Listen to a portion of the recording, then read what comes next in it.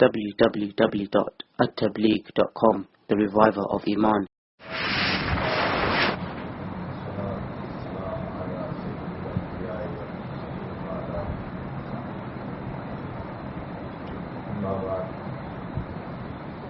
قال النبي صلى الله عليه وسلم من قال لا إله إلا الله رواه البخاري ومسلم. بزرگوں بھائی دوستوں، میرے آپ کی درمیان کلمے کا جو واسطہ اور رشتے داری ہے، ایک ایسی رشتے داری کہ اس نسبت کو اگر کوئی توڑنا چاہے تو نہیں توڑ سکتا. دنیا میں بہت ساری نسبتیں ایک ساتھ کے ساتھ ہوتی ہیں. کوئی ماموں اور بھانجے کی حیثیت سے جڑا ہوا ہے رشتے داری میں، کوئی چچا اور بھتیجے کی حیثیت سے جڑا ہوا ہے، کوئی کس اعتبار سے، کوئی کس اعتبار سے، کوئی خاندانی نسبت پر. لیکن ان تمام رشتوں میں توڑ ہو سکتا ہے. بہت سی مرتبہ چچا اور بھتیجے کا جھگڑا مسئلہ ختم، ماموں اور بھانجے کا جھگڑا مسئلہ ختم دونوں کے درمیان.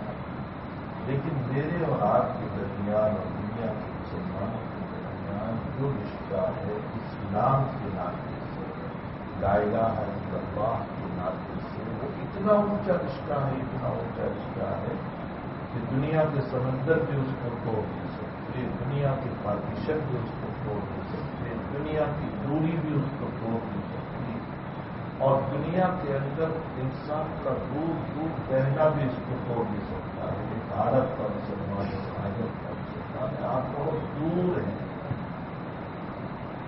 لیکن اس کے باوجود دنیا کے کسی کونے میں اگر مسلمان کو تکلیف ہوتی ہے تو آپ کو تکلیف ہوتی ہے یا نہیں ہوتی؟ اس تکلیف کا ہونا یہ اس بات کی دلیل ہے کہ مسلمانوں کے درمیان بڑا مضبوط رشتہ ہے، اور اس رشتے کو قائم کرنے والے اگر کوئی چیز ہے وہ لا الہ الا اللہ. اسی نے میرے آپ کے درمیان رشتے کو جوڑا ہے. کبھی تو ہم ایک دوسرے کی زبان بھی نہیں جانتے، لیکن رشتہ قائم ہے. ایسا ہوتا ہے کہ وہ مسلمان ہے، میں مسلمان ہوں، میں ان کی زبان نہیں جانتا، وہ میری زبان نہیں جانتا. زبان ترکی بترکی نہیں جانا، زبان ہم نہیں جانتے ایک دوسرے کی، لیکن رشتہ قائم ہے. میرا اپنا واقعہ ہوا تھا بہت سال پہلے. میں انگلینڈ سے جا رہا تھا پناما، اور اس وقت کیوبا کا فلائٹ تھا، اور کیوبا سے پھر مجھے دوسرا فلائٹ لے کر کے پناما پہنچنا تھا. میں جب کیوبا اترا ہوں ایئر فرانس سے، تو میرا اگلا فلائٹ مس ہو گیا، نکل گیا. اب میں وہاں کی زبان نہیں جانتا تھا. جو ٹوٹے پھوٹے انگلش میں سمجھا سکتا تھا، لیکن وہ بولتے نہیں تھے، وہ جانتے نہیں تھے. ان کی اپنی ایک زبان کی اسپینش، اور اس زبان کو میں نہیں جانتا تھا. اور ایئرپورٹ پہ کوئی آدمی مجھے نظر نہیں آ رہا تھا جس کے ساتھ میں کوئی بات کروں. بہرحال کسی طرح میں نے اشارے سے اپنا مسئلہ سمجھایا، اور میں وہاں دفتر میں پہنچا. اس کے بعد مجھے اپنی اپلائی کیا گیا اور مجھے ہوٹل دی گئی. اب میں جو ہوٹل میں پہنچا اور پناما فون کیا تو میرا فلائٹ مس ہو گیا. کل مجھے اتنے بجے فلائٹ.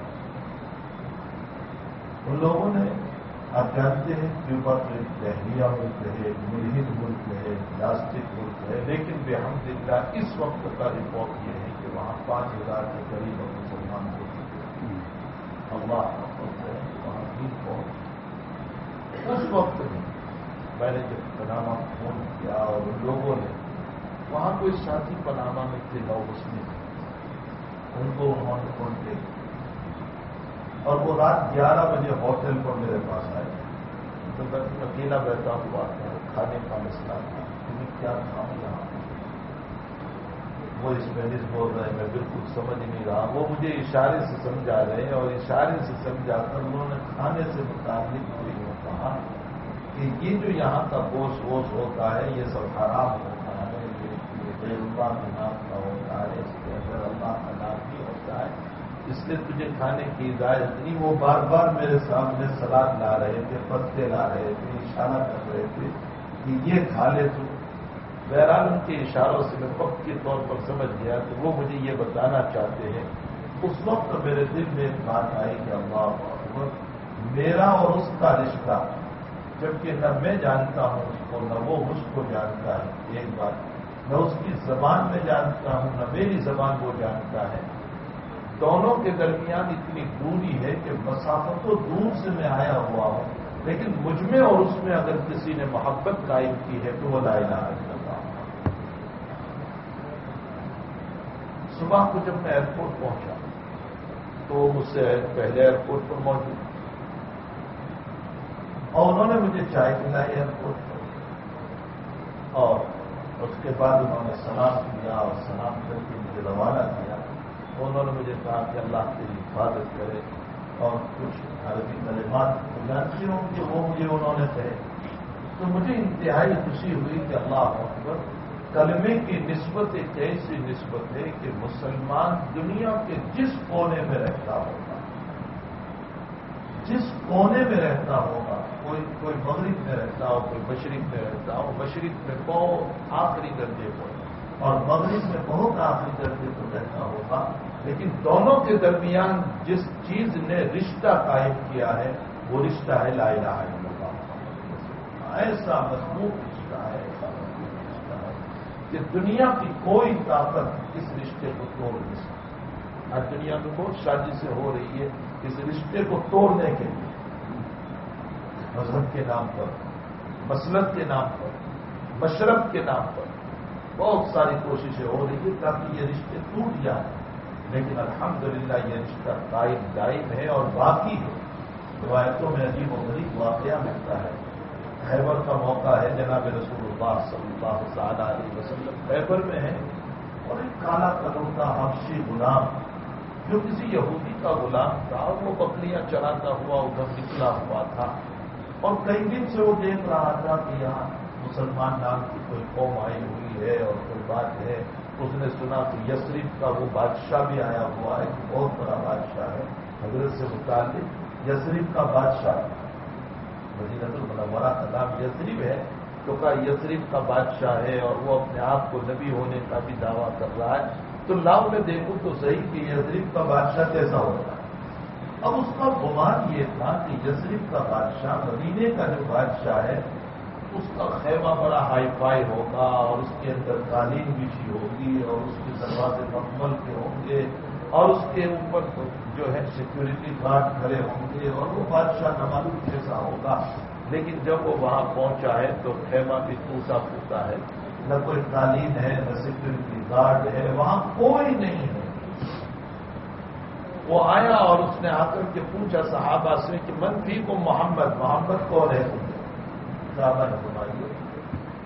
تو وہ خیمے میں جب گھسا ہے تو وہ عجیب و غریب روایتوں میں اس کا جملہ آیا ہے کہ میں نے یثرب کے بادشاہ کو دیکھا کہ ایک اینٹ کے اوپر اپنا سر رکھ کر سویا ہوا ہے. جناب رسول اللہ صلی اللہ علیہ وسلم ایک پتھر کے اوپر اپنا سر رکھ کر سوئے ہوئے. اس کے دل پر بڑا اثر ہوا کہ یہ مدینے کا یہ بادشاہ اتنا سیدھا سا، اس کی زندگی بالکل تکلف سے پاک. اور میرے بھائی یہ مسئلہ یاد رکھو، جتنے تکلف والی زندگی ہوتی ہے اس میں اتنی تکلیف ہوتی ہے، اور جتنی زندگی سادہ ہوتی ہے اس میں بازار ہے. ایک انسان کی زندگی سادہ ہے، وہ کسی غریب کے جھونپڑے میں جائے گا اس کو وہاں بھی نیند آ جائے گی، وہ مالدار کے مکان میں جائے گا وہاں بھی نیند آئے گا. لیکن انسان کی زندگی سادہ ہے، وہ غریب کے گھر پر چپٹی روٹی ملے گی تو بھی پیٹ بھر لے گا، اور وہ امیر کے مکان پر بریانی ملے گی تو بھی پیٹ بھر لے گا. زندگی ایک سادہ ہونی چاہیے. حضور پاک صلی اللہ علیہ وسلم نے اپنی زندگی کو بہت سادہ بنایا.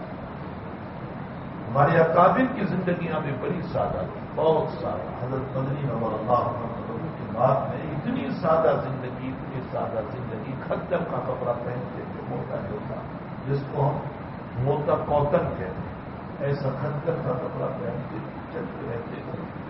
امروہا جب حضرت تشریف لے گئے ختم بخاری کے لیے کسی جنگ سے، تو کسی مسلم لیگ کے قائل ہے، وہ لیگی تھا اور حضرت چونکہ کانگریسی تھے، وہ غصے میں آیا اور ریلوے اسٹیشن کے اوپر اس نے حضرت مدنی کی توڑی کھینچی سر سے اور اپنے پاؤں کے نیچے یوں مسلنے لگے توہین کیا شاگردوں نے اور خادموں نے فرمایا کہ حضرت اس کی پٹائی کرنا چاہیے یا آپ کی توہین کرنا تو حضرت کا جملہ دلوں پر نقش کر جاتا ہے. حضرت نے فرمایا بھائی اس کو کچھ نہیں, اس نے ٹوپی رگڑی ہے. حسین احمد اس لائق ہیں کہ وہ اپنے پاؤں کے نیچے مجھے رگڑ دے. ہمارے اکابر اتنے سادہ تھے, ان کی زندگیوں میں اتنی سادگی تھی, تواضع تھی, عاجزی تھی ان کے ساتھ. وہ فنا فی اللہ تھی, اللہ کی ذات میں فنا تھی. تو وہ کالا کلوتھا حضرت کے پاس پہنچا اور فرمایا کہ تم کیا چاہتے ہو؟ نبی علیہ السلام سے پوچھ رہا ہے تم کیا چاہتے ہو؟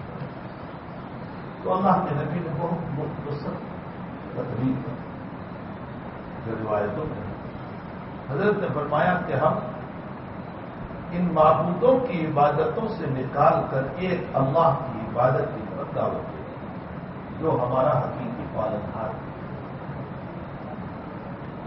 اور اگر جو اس اللہ کا قائل ہو جائیں, جو میری رسالت کا قائل ہو جائیں, اللہ اس کو جنت عطا کرے. وہ کہنے لگا جنت کیا ہوگی؟ تو کہا وہ ایک باغ جس میں خوشیاں ہیں مرنے کے بعد, جس میں غم نہیں, حالات نہیں, پریشانیاں نہیں, مصیبتیں نہیں. تو وہ کہنے لگا کہ اللہ مجھے دیں گے اگر میں کلمہ پڑھ لوں گا.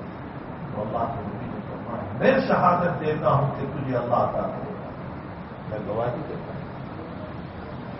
اور دنیا میں تو اگر یہ کلمہ پڑھ لے تو میں تجھے اپنے سینے سے لگا لوں گا, تو ہمارا بھائی بن جائے گا, اس لیے کہ لا الہ الا اللہ کو نسبت قائم ہو جائے گا. یہ بتا رہا لا الہ الا اللہ کو نسبت. تو وہ بڑے تعجب سے پوچھنے لگا کہ تم مجھے سینے سے لگا لو گے؟ یعنی میں کالا کلوتا ہوں, میں غلام ہوں, میں نوکر ہوں, میں بدبودار ہوں, میرا بدن بدبودار ہے, میرے سیٹھ نے کبھی اپنے سینے سے مجھ کو نہیں لگایا اور تم مجھے اپنے سینے سے لگا لو. حضرت نے فرمایا اسلام کا رشتہ ہی کچھ ایسا ہے کہ اس میں نہ کالے کو بھی دیکھا جاتا ہے, نہ گورے کو دیکھا جاتا ہے, نہ عرب کو, نہ عجم کو, وہاں تو تقوی کو دیکھا جاتا ہے, اللہ کی یادوں کو, تعلق مع اللہ کو دیکھا جاتا ہے. اسی کے اوپر رشتہ قائم ہوتا ہے. بالکل میں تجھ کو اپنے سینے سے لگا دیتا ہوں. تو اس نے کلمہ پڑھ لیا. اس کے بعد اس نے کہا کہ میرے پاس میرے مالک کی بکریاں ہیں. بہت سی سنو حضرت نے کیا پڑھا, فرمایا میرے مالک کی بکریاں ہیں. تو حضرت نے فرمایا کہ یہ امانت ہے, اس کو واپس کر دیا. حالانکہ وہ ان کی بکریاں ہیں جو دشمن ہیں, جن سے جنگ ہو رہی, جن سے مقابلہ ہو رہا ہے, ان کی بکریاں. لیکن فرمایا نہیں, ان کو واپس کر کے آؤ, ہمیں نہیں چاہیے. آج کل کے حالات دیکھو, وہاں تو دشمن تھے, یہود تھے, جنگ چل رہی تھی. یہاں تو اپنے ہوتے ہیں پھر بھی نہیں دیتے, اپنائیت کے باوجود ہم نہیں دیتے. ہمارا حال یہ ہے. اور وہاں دشمن ہے, جنگ ان سے ہو رہی. حضرت نے فرمایا امانت ہے, اس کو واپس کر کے آؤ. جاؤ واپس کر. وہ واپس آیا, بکریوں کو واپس کر دیا. اس کے بعد اس نے کہا کہ اچھا مجھے کیا عمل کرنا ہے؟ تو حضرت نے فرمایا کہ ابھی نماز کا وقت نہیں کہ میں تجھے نماز کہوں گا, شاید صبح کا وقت ہوگا. نہ زکات کا مسئلہ اس لیے کہ تو ابھی مسلمان ہوا, نہ حج کا ٹائم ہے ابھی, نہ روزے کا مہینہ ہے, کچھ بھی نہیں ہے, اس لیے کہ خیبر رمضان میں نہیں ہوا. تو ان میں سے کوئی عبادت نہیں, بس یہ اللہ کے کلمے کو بلند کرنے کے لیے جو مسئلہ چل رہا ہے اس میں تو شریک ہو جائے. فرمایا کیا ملے گا؟ فرمایا زندہ رہا تو اللہ تجھے مال غنیمت اور عزت دے گا, اور مر گیا تو شہید ہے, اللہ جنت دے گا.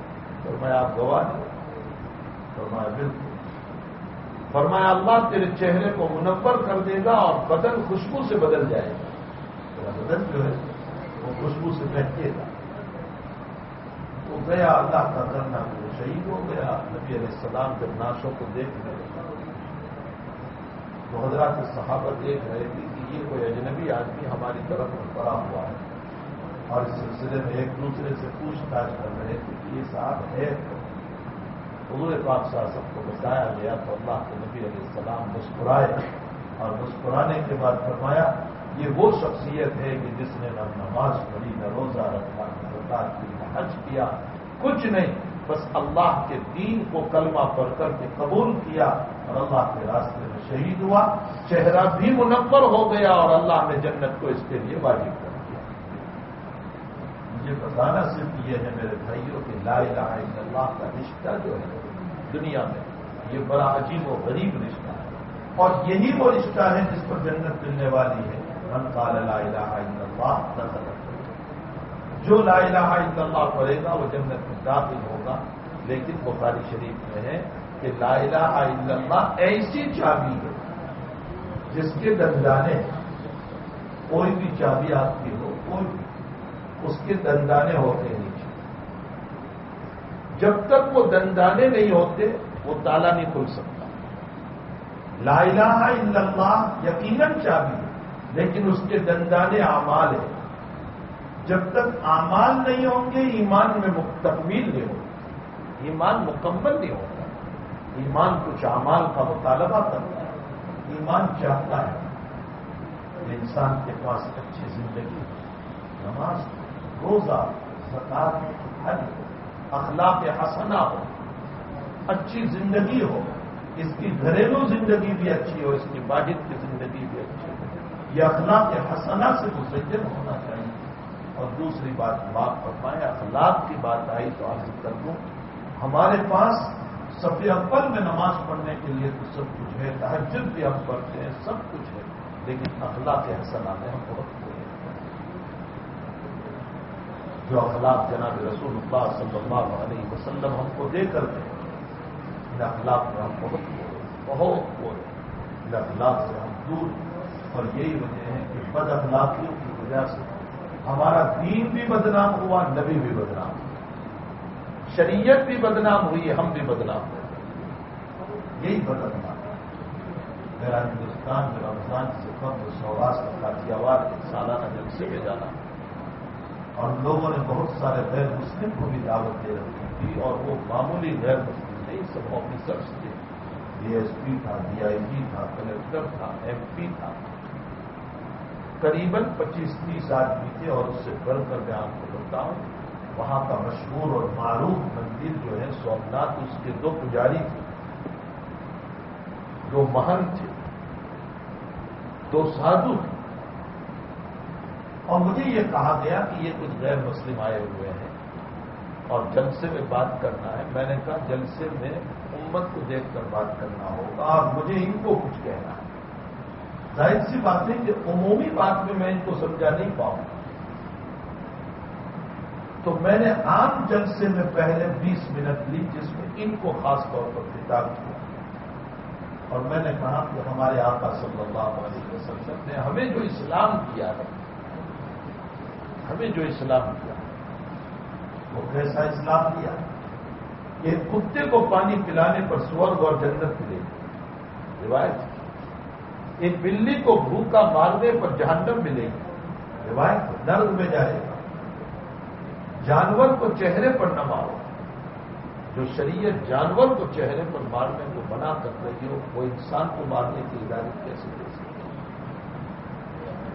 اس طرح کی میں نے روایات پیش کی اور میں نے کہا کہ حضور پاک صلی اللہ علیہ وسلم نے ہمیں بہت صاف ستھری تعلیم دی اور میں نے روایتوں کے ذریعے سے ان کو سمجھایا 20 منٹ کے بعد وہ جب پروگرام ان کا ختم ہوا اور وہ ناشتے میں پہنچے تو وہاں یہ اعتراف کر کے گئے کہ آج تک ہمیں اسلام کے باب میں یہ معلومات نہیں تھی کہ اسلام نے کیا تعلیم دی ہے اور میرے اوپر یہ میسج چھوڑ کر گئے کہ ہم تجھے 2-4 مہینے کے اندر دعوت دیں گے اور ہم ہمارے ہندو بھائیوں کو جمع کریں گے اور اس میں تجھے اپنا اسلام پیش کرنا میں نے کہا بہت اچھی بات ہے ہمارے لیے سعادت ہے میرا مہاراشٹر جانا ہوا ایک نیتا تھا ایم پی کے بھائی تھا بہت بڑا نیتا تھا اس میں غیر مسلم بھی بے شمار 3000 سے زائد اور اس میں بہت سارے ایسے حکومت سے تعلق رکھنے والے بھی تھے اور چونکہ نکاح پر میں نے گفتگو کرنا تھا تو اسی پر طلاق کا مسئلہ آ گیا.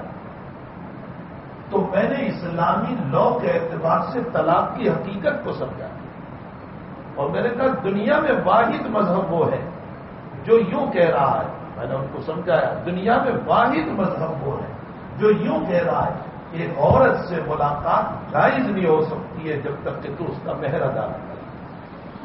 ایک واحد مذہب کہ جس نے مجامعات سے پہلے اور ملاقات سے پہلے مہر کو ضروری قرار دیا، واجب قرار دیا. یہ اور بات ہے کہ محبت کی بنیاد پر اگر آپ پیچھے ڈال دو کہ میں بعد میں دے دوں گا، ادھار رکھ لو، ٹھیک ہے. اگر وہ عورت قبول کر لے تو، اور اگر وہ عورت قبول نہیں کرتی اور وہ کہتی ہے نہیں مجھے پہلے چاہیے، تو شریعت یہ کہتی ہے کہ پہلے تجھے ادا کرنا ہوگا.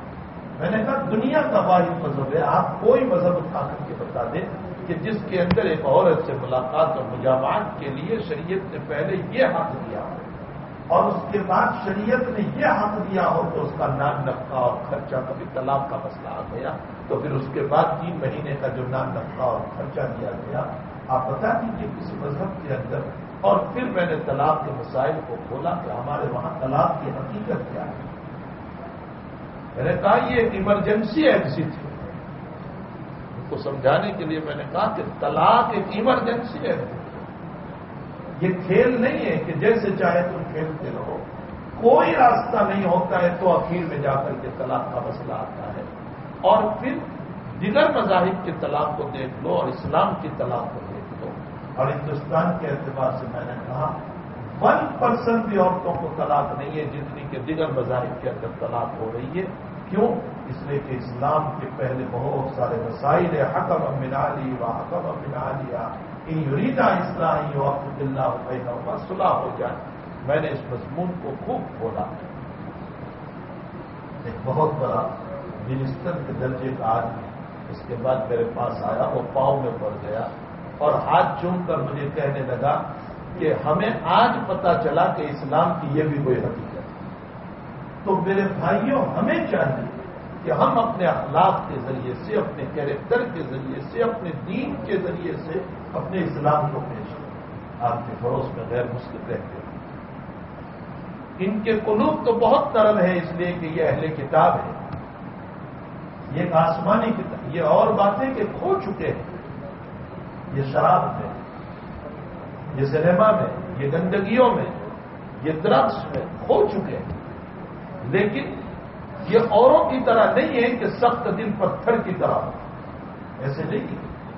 اگر ہم اپنے اخلاق حسنہ کو پیش کریں گے، امید ہے کہ ہمارے اخلاق اس کے قلب پر اثر کر جائیں اور وہ قلب کو ہمارا ایمان قبول کر کے اسلام میں داخل ہو جائے. تو اخلاق حسنہ کی ہمیں بہت ضرورت ہے. ہمیں اپنانا چاہیے. تو ایمان جب آتا ہے میرے بھائیوں تو پھر ایمان تقاضا کرتا ہے اس بات کا کہ اس کے ساتھ اعمال بھی، عبادات بھی ہو، معاشرت بھی ہو، اخلاق بھی ہو. یہ ساری چیزیں ہونی چاہیے. اور اسی ایمان کو بنانے کے لیے قرآن نے یہ کہا کہ اسی کا نام تقویٰ ہے. تقویٰ کہاں ملے گا؟ فرمایا ہر دور میں اللہ والے رہیں گے. ہر دور میں. یا ایھا الذین آمنوا اتقوا اللہ، اے ایمان والو اللہ سے ڈرو. وَكُونُوا مَعَ الصَّادِقِينَ، تقویٰ ملے گا سچوں کے پاس، اللہ والوں کے پاس، نیک لوگوں کے پاس. نیکوں سے جڑے رہو، تعلق رکھو. تو آج کل یہ کہا جاتا ہے کہ مول صاحب جنید جیسے کہا رہے اور شبلی جیسے کہا رہے اور قاسم نانوتوی جیسے کہا رہے اور رشید احمد گنگوئی جیسے کہا رہے. تو میں اس کی مثال دیا کرتا ہوں کہ آج ساری چیزیں دنیا کے اندر صاف ستھری ملتی بھی کہاں ہے. نہ گھی صاف ستھرا مل رہا ہے، نہ تیل صاف ستھرا مل رہا ہے، نہ آٹا صاف ستھرا مل رہا ہے. کوئی چیز صاف ستھری نہیں مل رہی ہے، بلکہ زہر بھی صاف ستھرا نہیں مل رہا ہے. وہ بھی ملاوٹ والا ہے. وہ ایک لطیفہ مشہور ہے کہ ایک صاحب دنیا سے تنگ آ کر سوسائڈ کرنے گئے، خودکشی کرنے گئے، تو انہوں نے زہر کو لیا اور کہا کہ لاؤ زہر پی لو. زہر پی بھی لیا اور موت نہیں آئی. تو اس نے کسی کو پوچھا کہ میں نے زہر پیا اور پھر بھی موت نہیں آئی. تو کہا زہر میں بھی ملاوٹ ہو گئی. تو زہر بھی خالص نہیں مل رہا ہے. تو میں یہ پوچھنا چاہتا ہوں کہ کیا ملاوٹ کی بنیاد پر ہم نے گھی کھانا چھوڑ دیا، آٹا چھوڑ دیا؟ یہ دنیا بھر کی چیزوں میں جو ملاوٹیں ہو گئی ہے اس کی وجہ سے ہم نے کھانا پینا چھوڑ دیا؟ نہیں، ہم تحقیق کرتے ہیں، تلاش کرتے ہیں کہ بھائی جہاں ذرا سا بھی صاف ستھرا مل جائے، کچھ کمی والا مل جائے، ہم اسی کو لے لیں گے اور اسی کو کھا پی لیں گے۔ تو ظاہر سی بات ہے دنیا کی ساری چیزوں میں ملاوٹ ہے، تو اس صورت کے اندر زمانے کے مرور کے اعتبار سے بہت ممکن ہے کہ اللہ والوں کے اندر بھی ملاوٹ ہو، کچھ کھوٹ ہو، لیکن جیسے وہاں ہم تلاش کرتے ہیں کہ صاف ستھری چیز مل جائے تھوڑی بہت کم ملاوٹ کے ساتھ، اسی طرح دنیا میں ہمیں تلاش کرنا چاہیے کہ صاف ستھرے اللہ والے مل جائیں۔ تھوڑی بہت ملاوٹ تو دنیا کے اعتبار سے ہوگی۔ مفتی شبیر صاحب رحمۃ اللہ علیہ کا بہت مشہور و معروف جملہ ہے کہ لوگ پوچھتے ہیں جنید اور شبلی کہاں ملیں گے، تو مفتی شبیر صاحب فرماتے ہیں کہ پہلے تم ان کے مریدوں جیسے بننے کی کوشش تو کرو، پھر تمہیں جنید بھی ملیں گے، شبلی بھی ملیں گے۔ جیسے روح ویسے فرشتے، جیسے ہم ہیں ویسے ہمارے مشائخ بھی ہوں گے۔ ظاہر سی بات ہے کہ اس دور کے اندر بھی مشائخ موجود ہیں، یہ نہیں کہ نہیں ہے، اس دور میں بھی مشائخ موجود ہیں، کہیں نہ کہیں مشائخ ہوں گے۔ ہمیں چاہیے کہ ہم اللہ والوں سے ربط کریں، تعلق کریں، ان کے ساتھ جڑے رہیں اور ان کے ساتھ ربط رکھیں۔ آج کل دوسری ایک بڑی بات یہ بھی ہو چکی ہے مشائخ کے بعد میں کہ کہیں کوئی بیت میں ہو گیا تو بیت ہونے کے بعد اپنی خوبیوں ہی کو بیان کرتا رہتا ہے، اپنی کمیوں کو تو بیان کرتا ہی نہیں کہ مجھ میں یہ عیب ہے، یہ عیب ہے، یہ عیب ہے۔ کمیوں کو تو کوئی بیان کرتا ہی نہیں، بس خوبیاں ہی۔ بلکہ آج کل تو تصوف نام ہو گیا ہے خوابوں کا۔ اچھے اچھے خواب بیان کرو، خوبصورت خواب بیان کرو۔ بلکہ بعض لوگوں کا حال پہلے تو خود مرید اڑتا تھا خوابوں میں، اب تو پیر ہی کو اڑانے لگے کہ حضرت میں نے آپ کو دیکھا کہ آپ جنت میں اڑ رہے ہیں اور جنت میں سیر رہے ہیں اور بڑا ہے۔ ہمارے حضرت کے سامنے کسی نے خواب پیش کیا اور بڑے عالم نے پیش کیا، اور اس خواب کا تعلق جناب رسول اللہ صلی اللہ علیہ وسلم سے تھا۔ شیخ نے فرمایا، پہلے یہ کہا کہ ٹھیک ہے اللہ کے نبی کو خواب میں دیکھنا، نبی ہی کو خواب میں دیکھنا۔ اس کے بعد آپ نے ایک جملہ فرمایا یاد رکھو، شریعت خوابوں کی بنیاد پر نہیں دی گئی ہے، شریعت بیداری کی بنیاد پر دی گئی ہے۔ شریعت جو ہے وہ بیداری کی بنیاد پر دی۔ عالم بیداری کی جو باتیں ہیں جناب رسول اللہ صلی اللہ علیہ وسلم کی، وہ قابل اتباع ہو، اس کی اتباع کرو اور اس زندگی پر اپنے آپ کو ڈالو۔ اس میں کوئی شک نہیں کہ خواب اپنی جگہ ایک معنی رکھتا ہے، لیکن اس کا یہ مطلب نہیں ہے خواب ایک مبشرات ہے، حقیقت نہیں، ایک بشارت ملتی ہے۔ باقی شریعت کی بنیاد اس پر نہیں ہے، شریعت کی بنیاد تو قرآن اور حدیث ہے۔ یہ ہے اصل۔ ابن قیم رحمۃ اللہ علیہ کے زمانے میں کسی نے خواب دیکھا تھا کہ نبی علیہ السلام نے مجھے خواب میں یوں فرمایا، اشرب الخمر، شراب پی۔ اب سارے علماء کو پوچھا اشرب الخمر، شراب پی، وہ نبی نے مجھ کو کہا شراب پی۔ تو سارے لوگوں نے کہا کہ تو نیند میں تھا اس لیے تجھے یاد نہیں رہا، لا تشرب الخمر کہا ہوگا، اس لیے کہ نصوص میں شراب پینے کی اجازت کہاں ہے، حرام ہے وہ تو اللہ کے نبی تجھے شراب پینے کو کیسے کہیں گے؟ تو نیند کی وجہ سے لا بھول گیا، نہیں کا لفظ بھول گیا، تجھے یوں کہا تھا شراب مت پی۔ سارے لوگوں نے یہ تعبیر کی۔ وہ صاحب ابن قیم کے پاس بھی پہنچے تو علامہ ابن قیم نے فرمایا کہ جملہ بالکل صحیح ہے، اس کو اشرب الخمر ہی کہا ہے، شراب پیو۔ اب جو علماء وہاں موجود تھے وہ حیران ہے کہ شراب حرام ہے اور ابن قیم کہہ رہے ہیں کہ شراب پینے ہی کو کہا اس کو۔ تو سارے علماء حیران ہیں، فرمایا حضرت ہم مطلب نہیں سمجھے، یہ تو نصوص سے حرام ہے اور آپ پینے کے متعلق گویا تو بیان کر رہے ہیں، تو نبی علیہ السلام اجازت کیسے دیں گے؟ تو حضرت نے بہت دقیق بات کی، بہت دقیق، اہل علم سمجھ سکتے ہیں، اتنی دقیق حضرت نے فرمایا نہیں وہاں ہوتی ہے جہاں پہلے کوئی قائل بھی، بھائی پہلے کوئی شراب پیتا ہو اس کو منع کیا جائے۔ آپ پانی پی رہے ہیں تو میں منع کروں گا پانی نہ پیو، لیکن آپ پانی ہی نہیں پی رہے ہیں، آپ شراب ہی نہیں پی رہے ہیں، تو میں آپ کو کیسے کہوں کہ شراب مت پیو؟ ایک آدمی سگریٹ پی رہا ہے اس کو کہا جائے گا مت پیو، لیکن ایک پوری زندگی سگریٹ نہیں پی رہا ہے اس کو میں کیسے کہوں سگریٹ مت پیو؟ اس آدمی نے زندگی بھر شراب نہیں پی ہے، اس کو اللہ کے نبی یہ کیسے کہیں گے شراب مت پیو؟ ظاہر سی بات ہے کہ اس کو یہی کہا ہے کہ شراب پیو، لیکن کون سی شراب پیو؟ فرمایا اللہ کے نبی نے اشارہ فرمایا اللہ اور نبی کی محبت کی شراب پیو، اللہ اور نبی کی محبت کی شراب پیو، یہ اللہ کے نبی نے اس کو اشارہ فرمایا ہے۔ اور یہ شراب بھی پینے کی، اللہ کی محبت کی شراب، نبی کی محبت کی شراب، اور یہ کثرت دروس سے، کثرت تلاوت قرآن سے، کثرت تسبیحات سے اللہ کی محبت کی شراب پی جاتی ہے، اور نبی علیہ السلام کی محبت کی شراب پی جاتی ہے۔ تو میرے بھائیوں، ہمیں چاہیے کہ اہل اللہ کی تلاش کریں اور ان کے ہاتھ پر ہاتھ دیں اور اپنی زندگی کو بنانے کی کوشش کریں۔ میں یہ نہیں کہتا ہوں کہ خواب کوئی بری چیز ہے، لیکن خواب پر زندگی کی بنیاد ہے۔